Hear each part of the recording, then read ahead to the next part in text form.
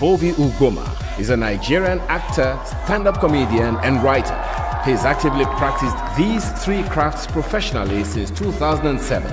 His body of works include sitcoms like Extended Family, The Bovi Ugboma Show, Back to School, Banana Republic, as well as Visa on Arrival. He has also written and starred in feature films, My Village People, It's Her Day, and the yet-to-be-released Life and Death. His stand-up comedy career has seen him entertain mostly African audiences in major cities of the world, from Lagos and Accra to Vancouver, Melbourne, Paris, London, Atlanta, Moscow, and Kiev, among several others. And is married with 3 children. Ladies and gentlemen, please welcome our next speaker, Bovi Ugboma.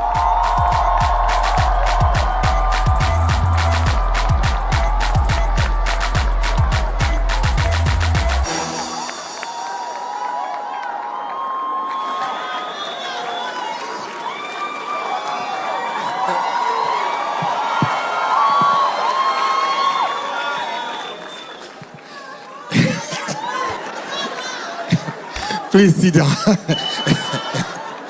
How far now? Hey. Voila. Okay, first of all, let me ask us, because this is actually coming from my heart. Mona putting our hands together for Miss Folake that just spoke. Mona, clap for him again.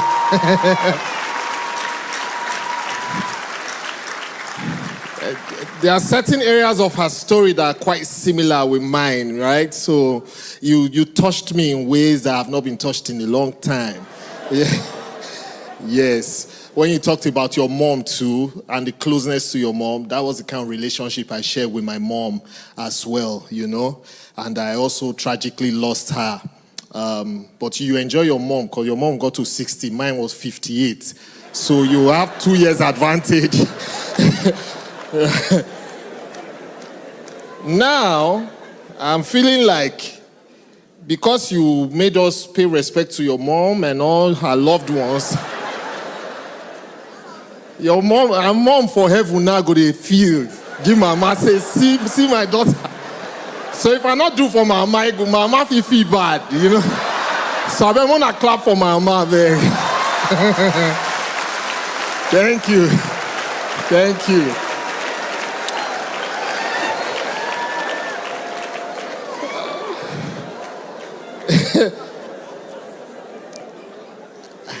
I've not done this type before on this scale, you know.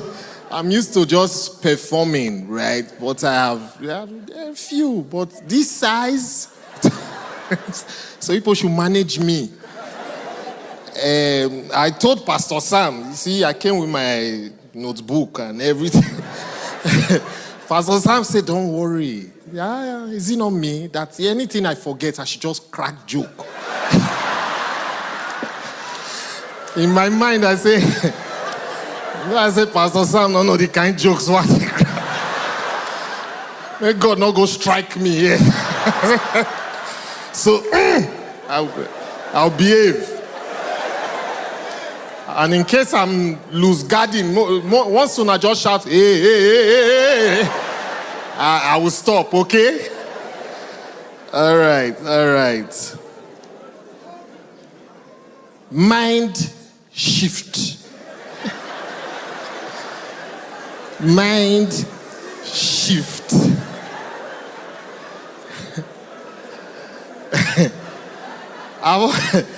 I've always been fascinated about how the mind works, right? So this area I delved into today, what the things I'm going to talk about. I'm very happy I chose this area because I wanted to talk about us as individuals and what we're capable of. But luckily for us, Miss Folake spoke in that regard, right? So I'm going to tell us some stories. Let me start with some stories. Because like I said, I've been fascinated about how the mind works. And the more I delved into this topic, the more I realized that 45 minutes cannot deal with the topic. 1 whole day cannot deal with the topic. 1 year cannot deal with the topic. You know why? The mind is designed to just be thinking and shifting. We cannot exhaust this topic as a matter of fact. But you see, like I said, from a very young age, I've been fascinated about the mind and how it works. When I was 17, story number one. When I was 17 years, my mom took me to a revival service. It was the third year in a row we were going for that service. After the service, I told my mom that there's a prayer they prayed that I'm never going to pray again. She said, which prayer is that? I said, they say we should pray to break the chain of generational curses. She said, I said, yes. I prayed it when I was 15, prayed it when I was 16. This year now I'm 17, I'm praying it again. She said, why? Why will I not pray it again? I said, because, except say God not a year. I don't see why I should repeat the prayer after 3 years.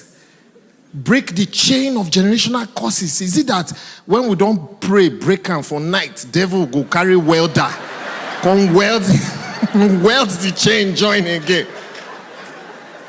So I told her, no more. I'm not praying it again. I just turned 44. I haven't prayed it since I was 17 again. Because I believed completely, and shifted from that thought process. When I moved to Lagos, sometime around 2004, I just did with my uncle, the Jaye.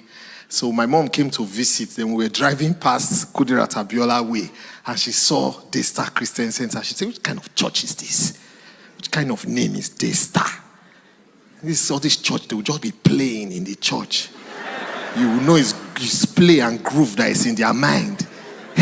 So, in my mind, I just registered, say, church, the way that they play, we groove. I say, they go that church. Because my mom was a staunch Anglican, staunch one. So, that's why I go to the church to go play. Attended a few programs. But before I started loving what I was seeing. So the next... Okay, clap.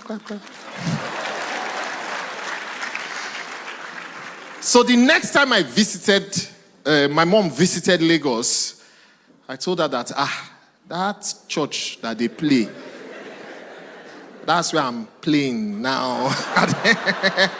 She was like, serious? I said, yes, you will love it. Just come. She came. We sat here, me and her, front row. After the service, she was squeezing her face. I said, what's the problem? She said, what kind of short service is that?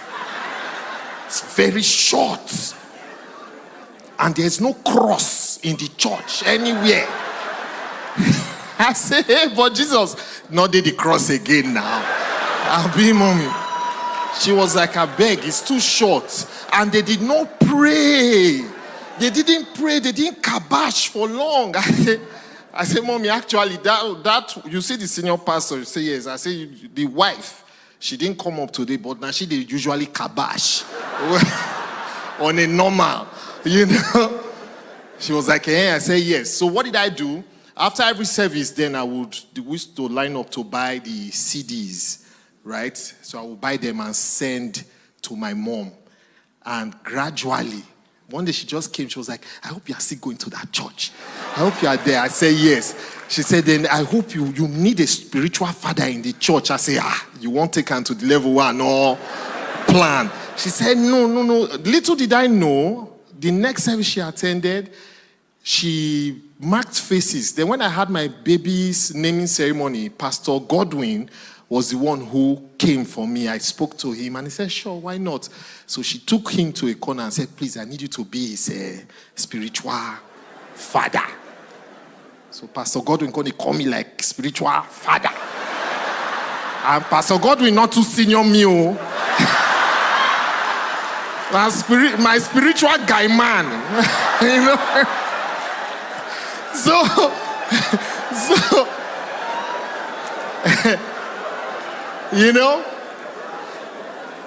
now let me rewind a bit.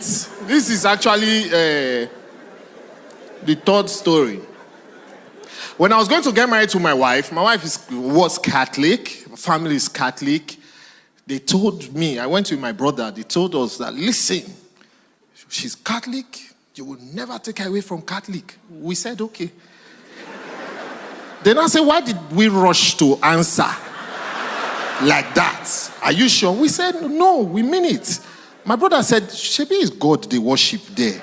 They say yes. And we too is God. So anywhere is fine by us. You know? So we got married in the Catholic church and everything. The first Christmas together, my wife said we must go to Catholic church for that Christmas service. I said, no problem. But after that, you need to come to my own church to come and see for yourself. She's like, no, it's Pentecostal church, all their things, it's too dramatic, everything. She went for one. When the pastor was coming up, the church was hailing. I say, fine. I say, you see this guy in this church, he not like hailing. I say, even when he wants to come up, they deceive us that now bow your head so that the word of God will enter. He ain't go can't dodge the entire stage. You they see and they literally they dodge that.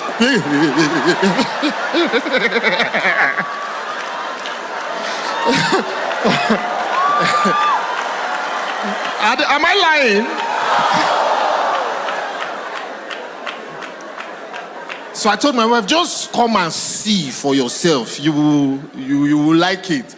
And she came, and by the special grace of God, she can't go to church past me, safe. She loved what she saw, right? And why did I tell us these stories?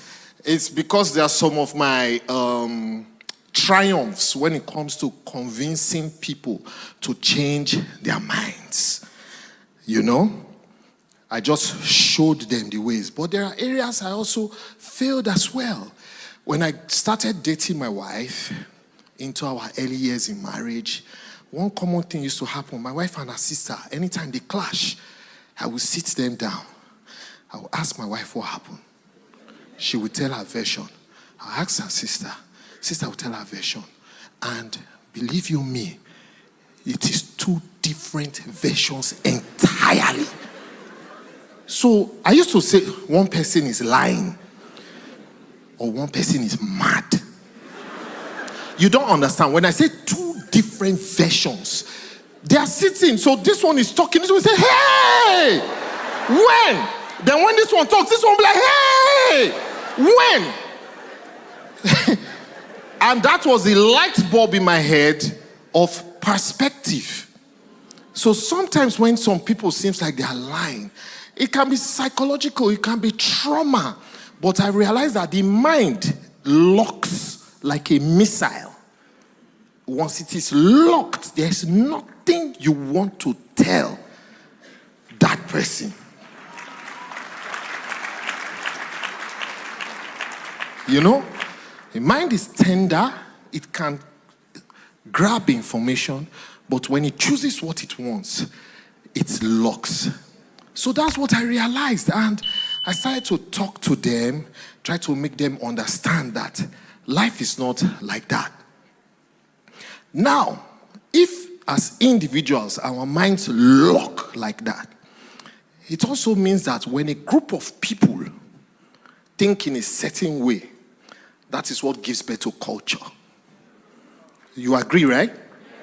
Once you share the same values, the same mind, the thought process and everything, that's what gives birth to culture.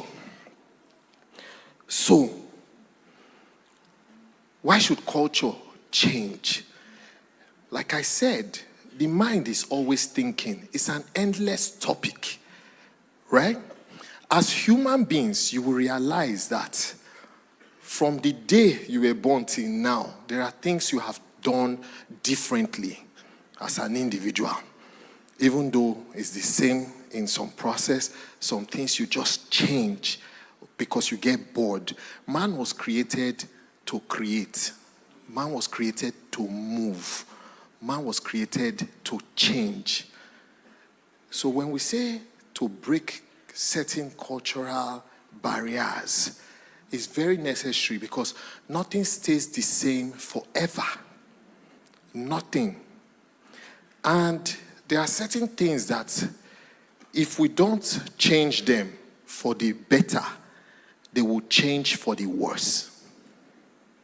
Because nothing stays the same. In fact, I have searched my brain to find out that since I was younger, now I'm getting old, what has stayed the same? The only thing I know is St. Louis sugar. Am I lying? The packet, the size, the color, the logo, everything about it is the same.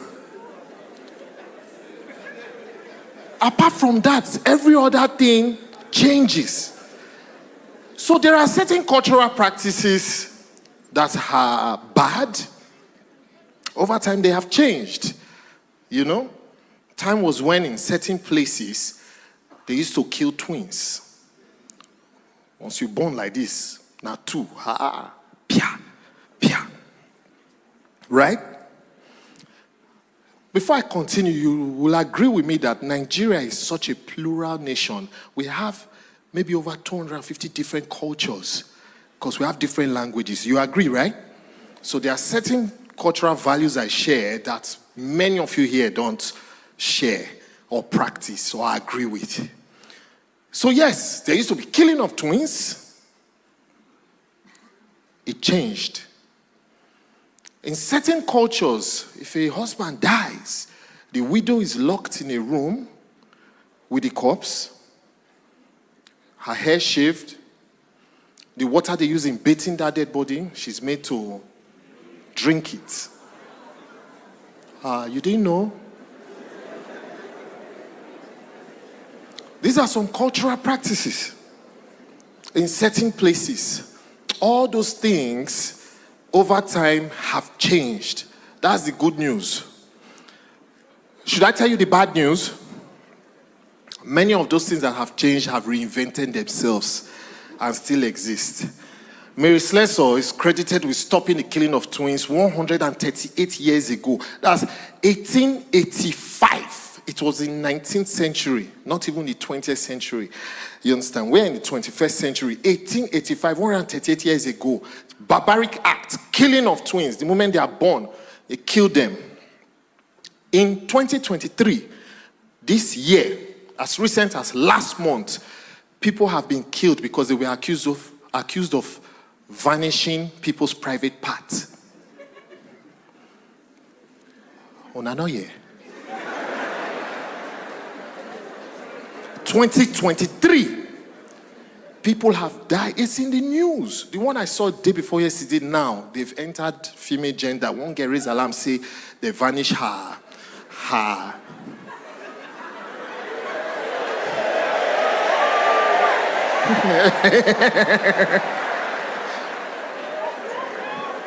Are you seeing the kind of things people are thinking about?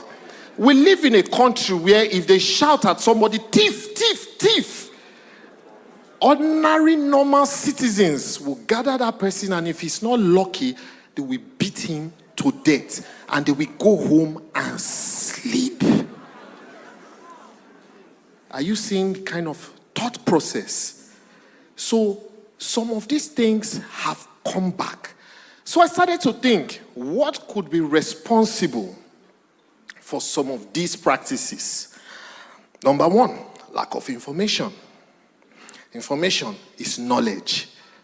Lack of information, lack of knowledge. I was sitting here one day when Pastor Sam preached and said that many centuries ago, when the early man tried to cross the river in some places and he drowned, they built a bridge. In some other parts of the world, when they tried to cross the river and they drowned, they started to worship the river. You remember I said you talk that in Abi?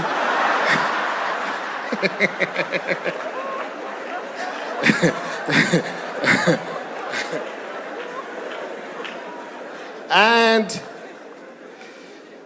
where I come from, there are communities that forbid the eating of snail. But I eat snail, right? And one day my friend when I told him that, I have people who forbid eating this thing, it's forbidden in our place. He said it's not surprised. I'm like, where did that come from? He said somebody probably had an allergic reaction maybe 200 years ago. And that fear, lack of knowledge, they just said, you know what? We forbid it. Number 2, that is most likely responsible for these type of things is poverty. Yeah. Unfortunately, poverty plays a major role. Because a woman dies and loses virtually everything. Because they will say, according to their culture, and the man's brothers have to play a role. Then they'll start taking the property. And she has children. She needs to shave her hair. She needs to do this, do that. If a man is rich and well-to-do and his brother dies, I don't think he will be interested in his brother's property. The lack of information too, those things have changed in many places to show you that it's not really cultural, or it's not a culture that should exist. Do you know till today, some women still go through some of these horrors I talked about. But the ones who don't go through it in those communities, what did their husbands do? They wrote a will and got a lawyer. Yeah, so if you come and quote tradition, they will quote law for you. And law can send you to jail. So it's simple, lack of information, but the presence of information, the presence of that knowledge helps to refine some of these cultural beliefs, these cultural practices and all. And then poverty has a major role to play. Do you know that before, in most cultures, bride price is a symbolical thing that you drop, 10 kobo, 20 naira. But now it's very commercial. It's poverty. In some communities, if you are a master's degree holder, they have your prize. If you are a PhD holder or professor, hey, you go pay, tire. Those things, these are cultures that it's poverty. That's the truth. Now, should we be custodians of our culture? Yes, but we should be for the ones that are beneficial to the people, that is making us a better people.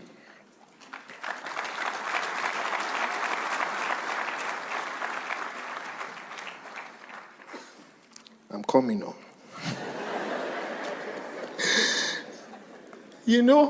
Before I finish this poverty talk, one thing I noticed, in most cultures, if you use your left hand to give people something, what will happen? That means you are rude, you are untrained, you are being disrespectful. I've never seen anybody that they gave $10,000 with left hand. And I say, no. You are using your left hand. Because it's poverty.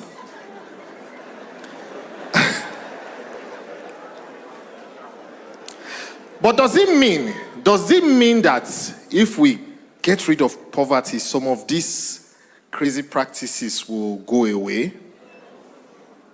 Not exactly. I gave extreme examples, right? And I also stated clearly that we are all from different places. In this hall, there are at least 20 different tribes present here, if we take this statistic. And these tribes have their different cultures, some similar, some varying, right?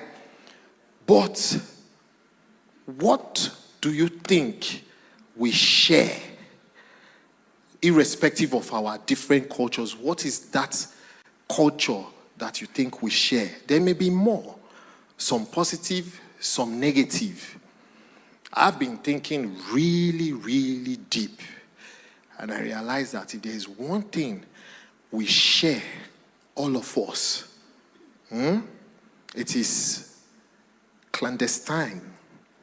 It does not meet the ordinary eye. It is there, but it's just evasive. It's hidden in plain sight.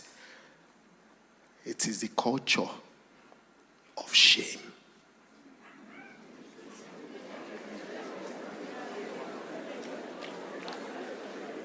There are many things I'm going to talk about that I have been guilty of. Some I am still guilty of. So if stray bullet hit you, don't take it personal. The culture of shame. We practice it with ease and we don't even know. Shame and shaming.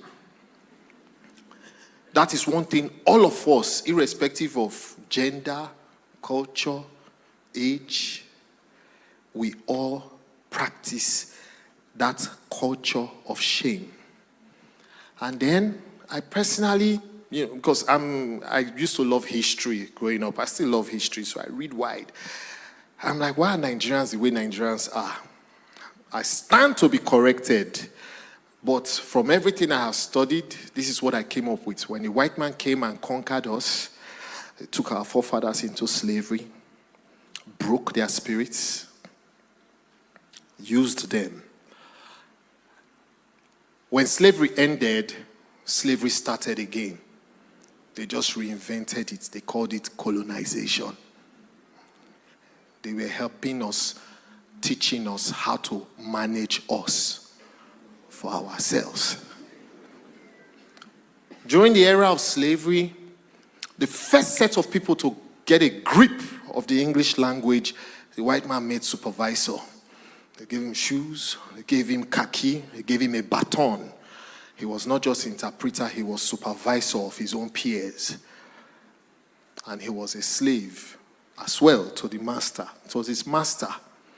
Do you know that anything that is given to you, whether you like it or not, there comes a time you will start to give, because you cannot give what you don't have. And what you have, you were given. So the system of abuse was born that time. We started to see ourselves like, okay, because I don't want to be a slave, I'm a free man. And how was the free man that granted you your freedom behaving to you? So we started to behave like that to ourselves. When colonization came, they were helping us. And they started to do what I call triangulation. Talk to your people.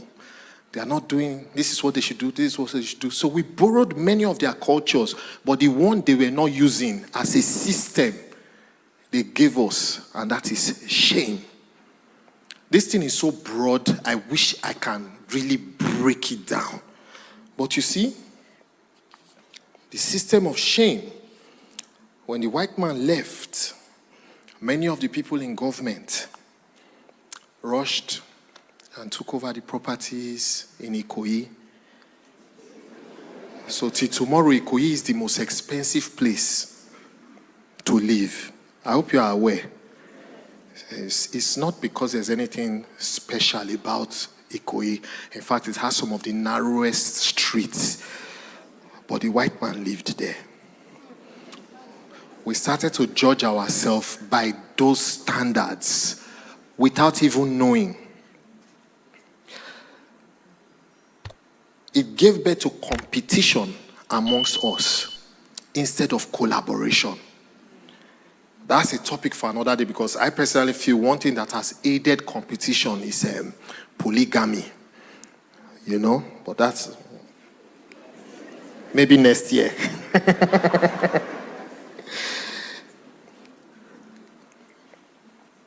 When you tell your child or your friends about the position they carry in class, you are indirectly breeding shame, because only first mattered to us. When you say things like, see your mates, you are breeding shame. We have an affinity for anything that is foreign. Yeah. Because we are ashamed. There was a shirt I wore one day. One of my rich friends saw it. Man, this is your shirt. We'll be the dance somewhere. I said, man, this your shirt? I said, yeah. It's like, man, where did you get this? I said, now my tailor for Nigeria. He was like, oh, okay. Because it was not foreign. But when he saw it, he saw the quality first too. But the moment I said, here, now this one I'm guilty of. There are places I've taken my proposals to for things I want to do. The difference was that I just look for one white girl, follow body. When I go with Una, they distress us. But just add a white girl to the team, they pay attention to you. Last month, my friend said he's opening a club somewhere in Delta State. He wants to do the furnishing. I said, oh, I have people who do great jobs here. He said, I want Lebanese. I want Lebanese. I said, are you aware that these Lebanese are like us Nigerians? And the wayo you are trying to avoid, the Lebanese, they do them. The ones that do the good job, the Lebanese have their own versions of the people who do a good job. It's not about the skin color or the nationality. It's about the quality of work. And I introduced him to about 3 different Nigerians to find what he wanted. He was like, well, nice. But you know any Lebanese? Where you introduced to me. You understand? One other area where we practice shame without knowing is, these days they say there is age shaming. Say young people, they age shame people. It's because we, the old people, caused it. There's a phrase we always use when an argument gets heated up. I'm not your mate. You understand? It's born out of shame. Why do you want to bully somebody into respecting you or understanding you? It is that shame that has made every godfather quarrel with his godson/governor in Nigeria. No, not be wicked starter more. I'm not saying not be Imam Fubara starter. It's done they happen, they come from the days of Adedibu.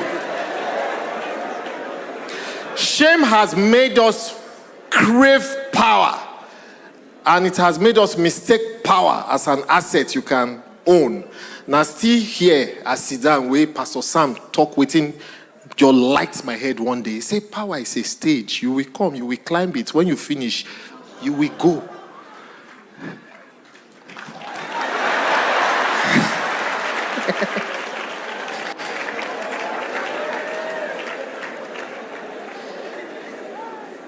It is shame that has made us hold on to titles, prefixes.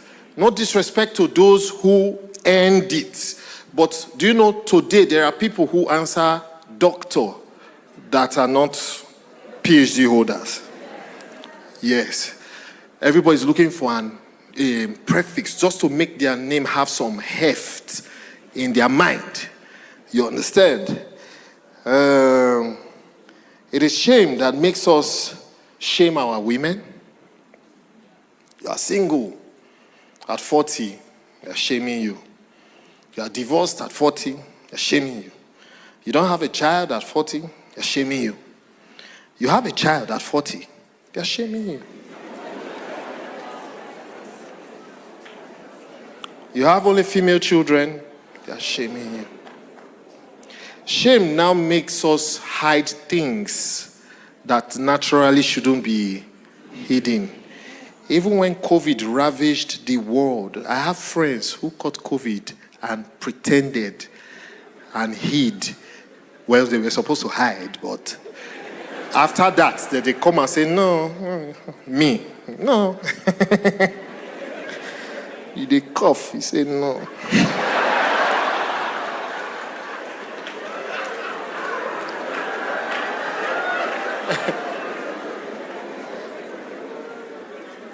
Like I said, the topic is actually very broad. I can go on and on.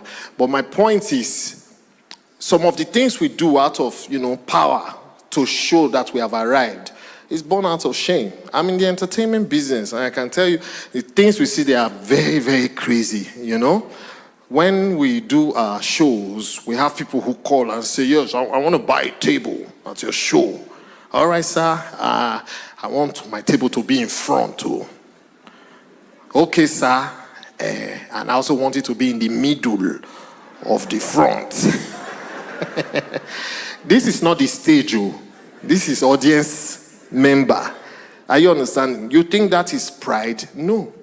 Do you realize if we get rid of our shame, the things that bother us will not even bother us anymore? Because if you know yourself, you know yourself. You understand?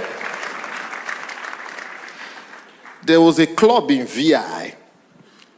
When the club don't full, the first place to fill up is the VIP session, and it's upstairs. So people will come and say, I have money. I want the VIP. They'll be like, sir, the VIP is full. It was happening in several clubs. So this particular club, do you know what happened? Some boys come say, hey, VIP don't full, Abi. Let's stay down. So they stayed down. Open fire. Started buying drinks. Before you know, downstairs now became VIP. Nobody they want go. Because they know they see them there, whether they open fire. Down. That's it. Do you know, the 2 years I have done my show by myself, because previously it's promoters who used to do my show. Last year and this year, you will not believe it that VIP tickets, this is not table now, VIP ticket, 30K, sells out before regular 5K.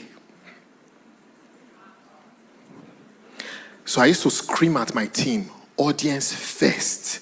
They'll be like, hey, let's add chairs in the back. I said, I want people who bought VIP, when they look at how good regular seating is, they realize it's pretty much the same thing.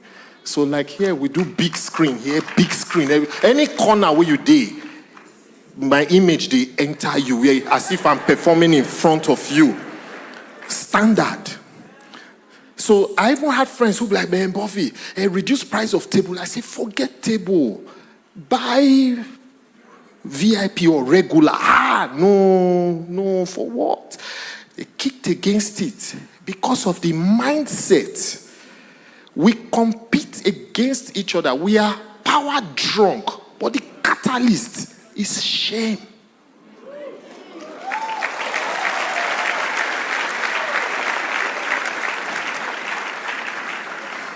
So can we change it? There's good news and bad news. Which one do you want to hear first?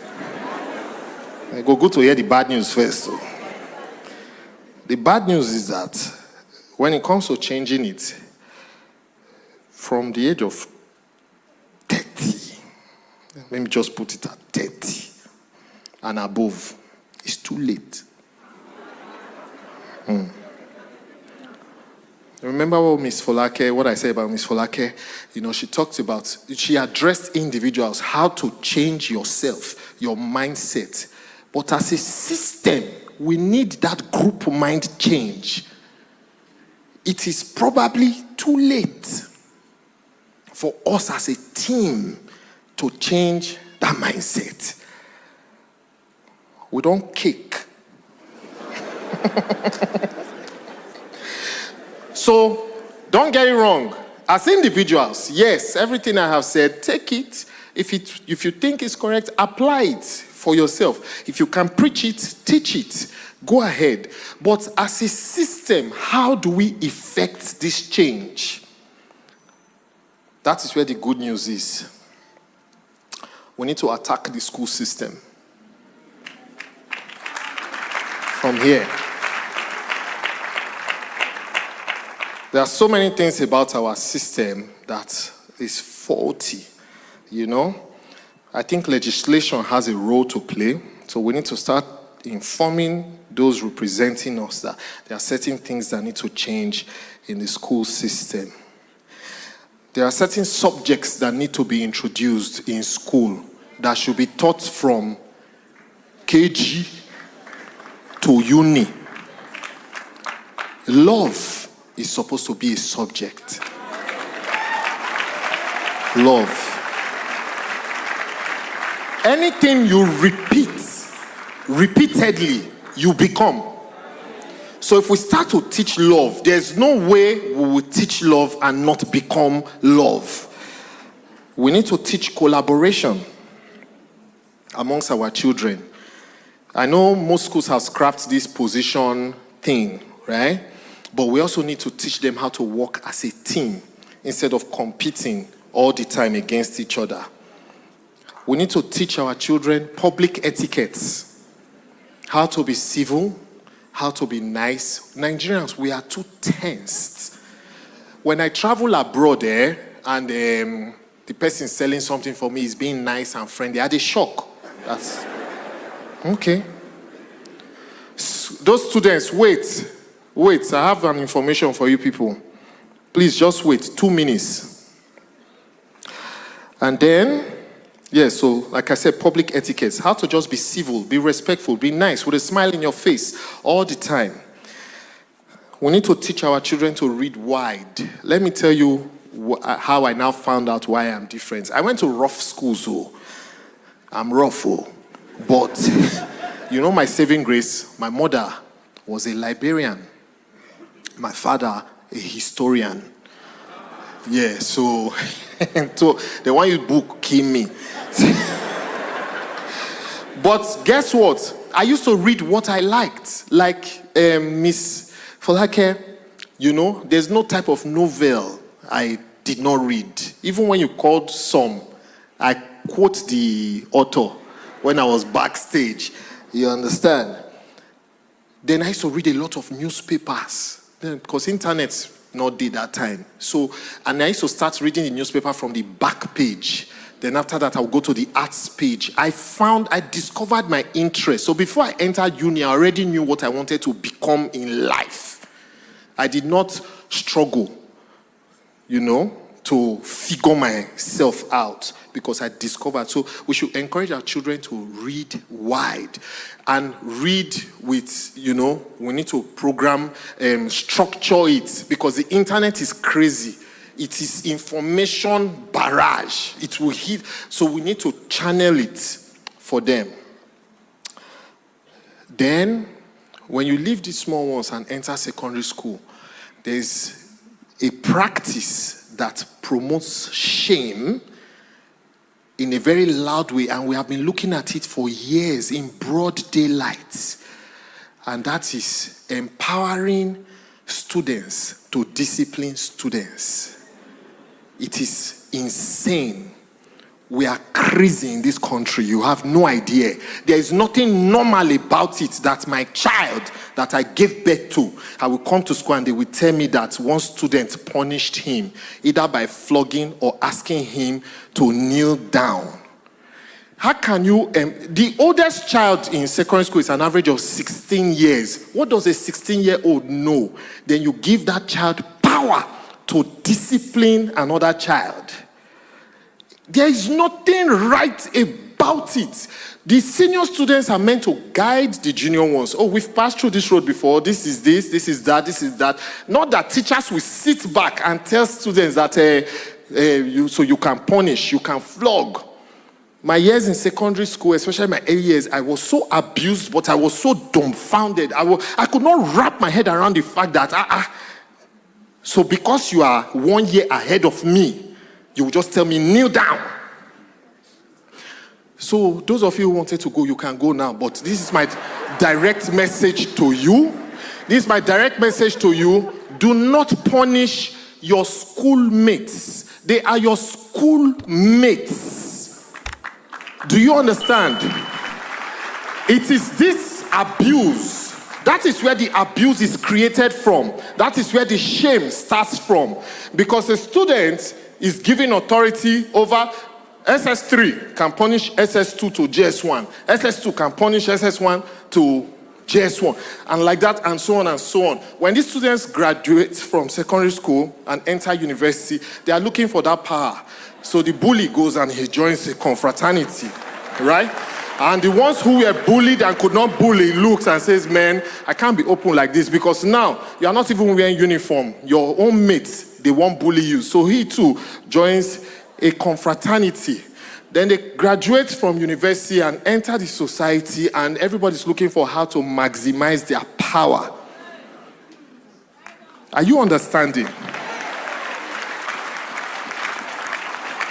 I don't know if public schools still do it, but you see this idea of waiting till SS3 before you wear trouser. Because in our time, it was a thing of bragging that a senior student, you're on trouser. Fabric. SS2, they not born you well. That you are in SS2 or any other lower class, then you wear trouser. This is part of the problems. You get what I'm saying? So yes, it should be abolished completely. Students punishing students, that is.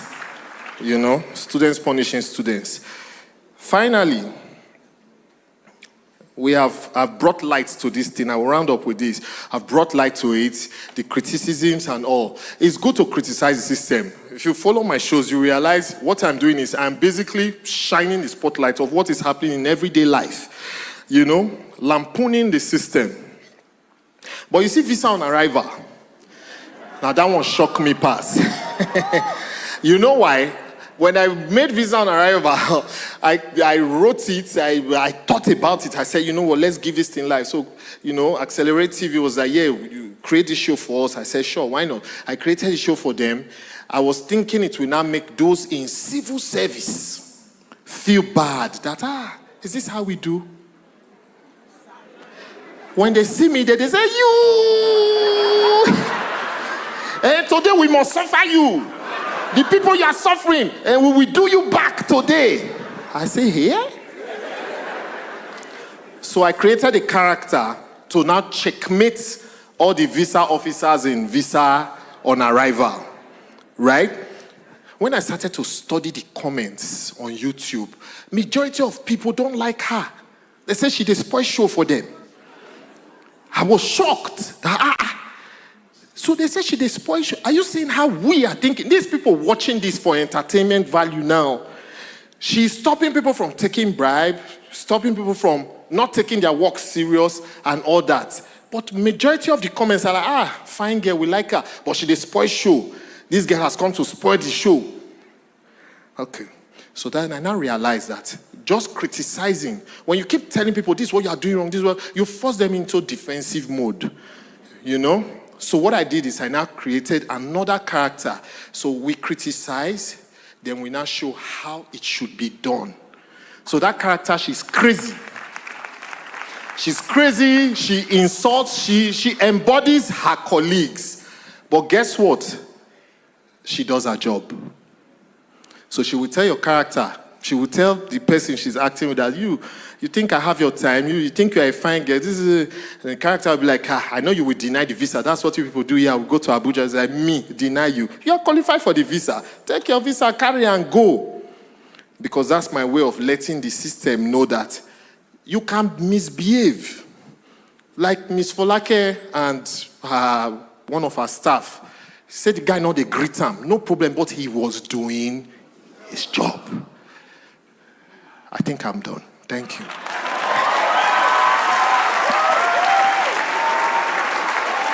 Thank you.